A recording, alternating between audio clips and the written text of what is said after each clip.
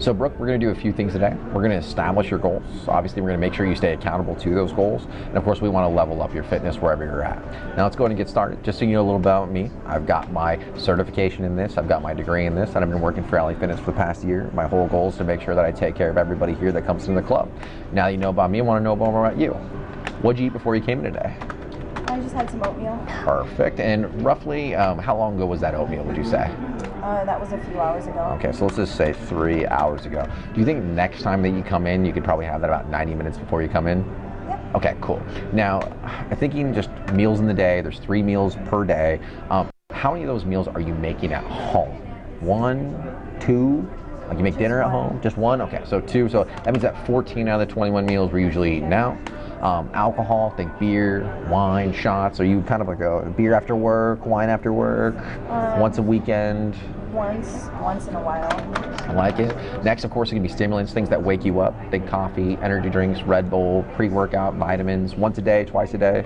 Once a day. Perfect. Next, of course, is going to be tobacco and treats. Think anything you smoke, or obviously think midday snacks. That's vending machines and late night stuff like ice cream, cake, and pie. What do you think? Once a day, twice a day? I like my donuts. Okay, so at least once a day. I'm with you. Now, of course, we got to entertain ourselves. Maybe it's Redbox, Netflix, maybe sometimes in movies, going out and even a treat yourself day, right? You're taking care of hair, nails, something like that. How many times a week do you have that? It's a few times a week. Okay, at least 2. I like it. Let's just say 3 times. Next, of course, can be recreation. Things you do for fun when you're not at work and you're not at home. Again, think golf, fishing, taking out the ladies, restaurants. How often are you doing something like that? Once a week. Okay, once a week. I like it. Perfect. Now I've got an idea of your snapshot. I want to know, think you're in general trying to improve your health, or are you just trying to more lose weight? I think I'm trying to improve my health. I like it. So if we're going to go to improve your health, there's a few things we want to make sure that you commit to, all right? The first major thing I want to make sure you commit to is you have to come in the gym at least 2 to 3 times a week. If you only come in 1 time, you're going to maintain, while 2 to 3 times, you're actually going to see an improvement. Right now, what's your schedule coming to the gym?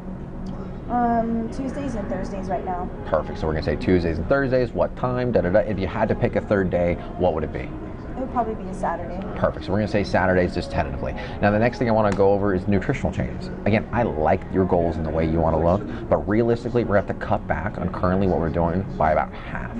Do you think you're willing to cut back on your current grocery meal plan by about 50%? Yes. Now, of course, if you're trying to get bigger, I would say, hey, are you able to increase your current grocery plan by 50%, right? The next is going to be trust our expert advice. Brooke, a lot of people come to the gym with a plan in mind, meaning they're already doing keto or working out with their friend. Do you already have a plan A, or are you willing to trust our expert advice? I'm trusting you guys. I appreciate it. Good. Now, again, I want to make sure that we're on the same page with your support system, because if we're modifying your diet, we're making you come to the gym more often, we need to make sure that we're on the same page. So who at home is actually going to be on your team? It's going to make sure that you stick to the stuff. They're going to be cool with you dieting. They're going to be cool with you cutting back. They're okay with you going out to the restaurants. Is there anybody on your team? Yeah, my boyfriend said that he was going to be supportive. Perfect. So he's supporting you and making sure that you can do this. I absolutely love it. Now, is there any reason he'd be against you investing into your health or spending new money on groceries and supplements? Is he opposed to that, or? Not at all. Okay, beautiful. That's huge. Good. Glad. Now, think about every car accident or sports injury you've ever had. Is there anything on your body right now that's hurting, or maybe has hurt ever before? Yeah, I've had a lower back injury. Okay, so we'll say lower back. Anything else? And I tore my right MCL. I like it. A few years ago. And we'll put MCL down there. Now, also think about every family condition that you've ever heard of you having, from diabetes to asthma to high blood pressure, cholesterol. Is there anything currently coming on in the family that's happening?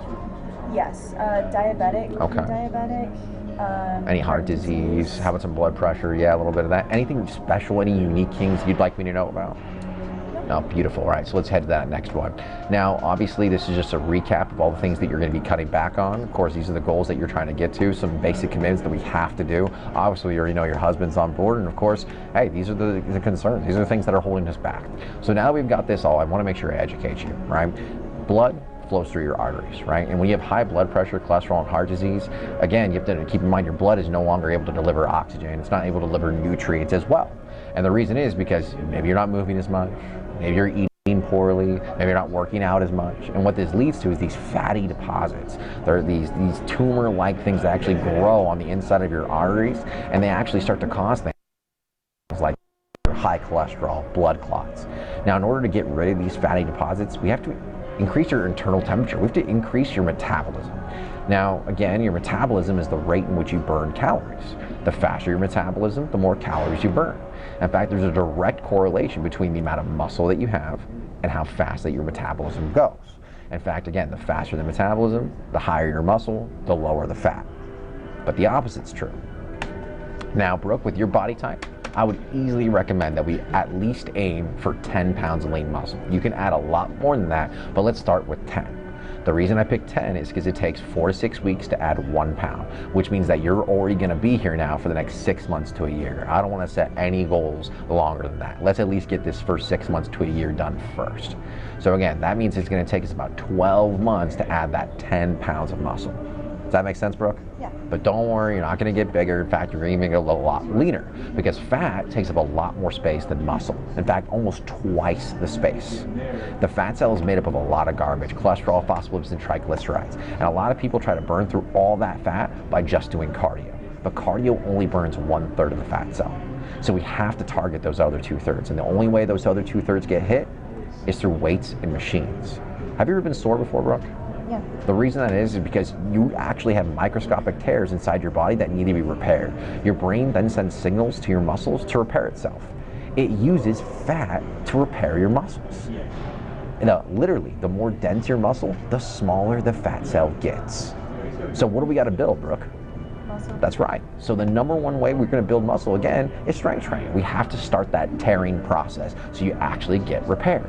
Then we got to make sure we actually repair it with the proper nutrients, proteins, carbs, making sure you actually get the right, obviously, cardio and strength and nutrition. Then, of course, the last thing we need to make sure you do to bring it all together is your cardio. That means you're in your target heart rate while you train.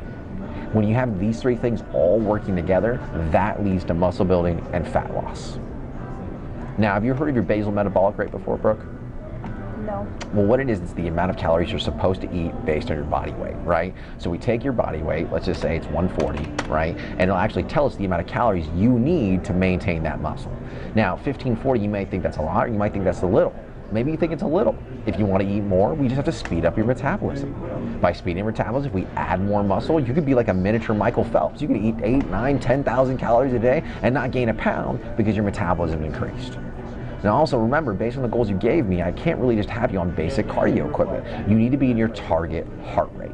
Your target heart rate is the optimum zone that you burn the most calories in. So we would take your resting heart rate, which we did earlier, which we know is 60. And how old are you again, Brooke? 31. Perfect, we put 31. And right there, we know your target heart rate needs to be 150.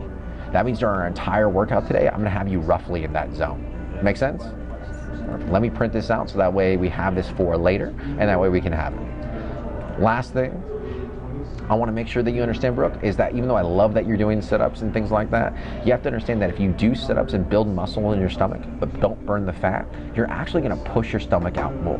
So again, remember, we're going to build muscle everywhere, which is going to cause you to burn fat in that stomach area, which is your pram goal. Remember, I want you to stop doing CrossFit and I want you to stop doing curves because that's circuit training. Remember, the reason this isn't very efficient is because you're hitting that same muscle group every single time that you come in. That breaks down that muscle, which never allows it to actually repair, give the proper rest and recovery, and actually causes fat to build up. Instead, what we're going to do, Brooke, is we're going to give you a personalized program, and every week it's going to keep changing, right? Monday it's going to be pushed, and then we don't touch that again until next Monday. That's going to give you the proper rest and recovery and actually burn fat. Does that make sense, Brooke? Yes. And again, remember, this isn't going to get done in just 1 month. It's going to take a while to build that 10 pounds of muscle. Because most people that come in, they just change their weight sets and reps, and then they plateau after 1 month. But you're going to be different. You're working with us. You're going to be changing the reps, the range of motion, the tempo, the speed, the exercise, the cardio. Hell, we're going to even change your trainer. That way you can never guess what's coming next. And we create a new metabolic set point. Make sense, Brooke? Sounds good. Great. Let's go work out.